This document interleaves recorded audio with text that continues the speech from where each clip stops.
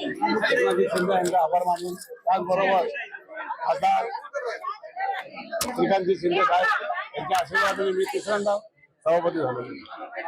काय विजन आहे सध्याच्या चाव्यात तुझ्या चाव्यात होते आता? हो, सध्या कल्याण डोंबिवलीमध्ये सगळा निधी जो आहे योग्य वापर. सर्वात पहिले खुर्चीवर बसल्यानंतर पदभार झाल्यानंतर मी पहिल्या अगोदर मी परिस्थिती पाहिजे, महापालिकेची परिस्थिती कशी आहे, जर खायला आली का व्यवस्थित आहे, त्यानंतर मी तुम्हाला बरीच वर्ष जसं की राजकीय या काळामध्ये ताळमेळ नव्हता किंवा अकाउंटेबिलिटी नव्हती, त्यामुळे कुठेतरी चॅलेंज वाटते स्थायी समितीसोबत समाधान.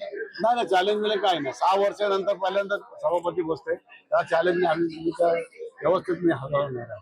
जसं की राजवटीमध्ये झालेली कामं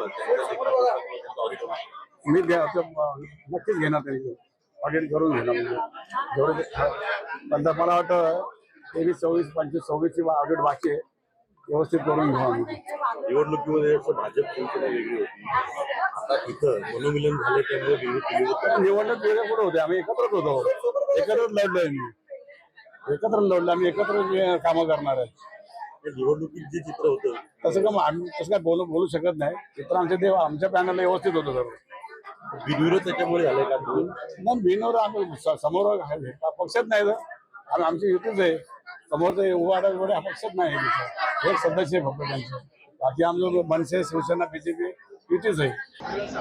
माननीय उपमुख्यमंत्री एकनाथजी शिंदे साहेब आणि भाजपा प्रदेशाध्यक्ष रवींद्र चव्हाण साहेब यांनी शिवसेना भाजपा पुन्हा एकदा युती घडवून आणलेली आहे आणि KDMCमध्ये झालेल्या युतीमुळे आज स्थायी समिती सभापतीपदी मल्लेश शेट्टी यांची बिनविरोध निवड झालेली आहे. कोणत्याही प्रकारची यापुढे चुरस राहिलेली नाही. शिवसेना भाजपाचा आदेश प्रमाणे यापुढेचं कामकाज चालू राहील.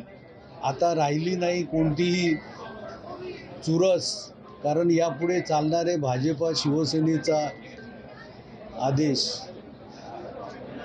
ज्या पद्धतीनं बिनविरोध या निवड झाल्या, प्रत्येक पक्ष हा आपला पक्ष वाढवण्याच्या दृष्टीने प्रयत्न करत असतो, त्याप्रमाणे प्रत्येक पक्षाचं काम सुरू असतं.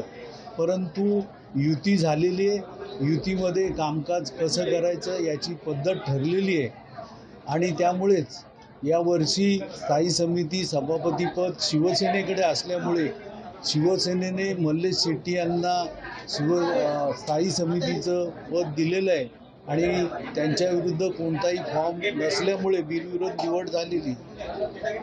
जे सामंजस्य किंवा प्रत्येक पक्ष महासभेमध्ये किंवा इतर कामकाज करताना आपल्या पक्षाची भूमिका मांडत असतो.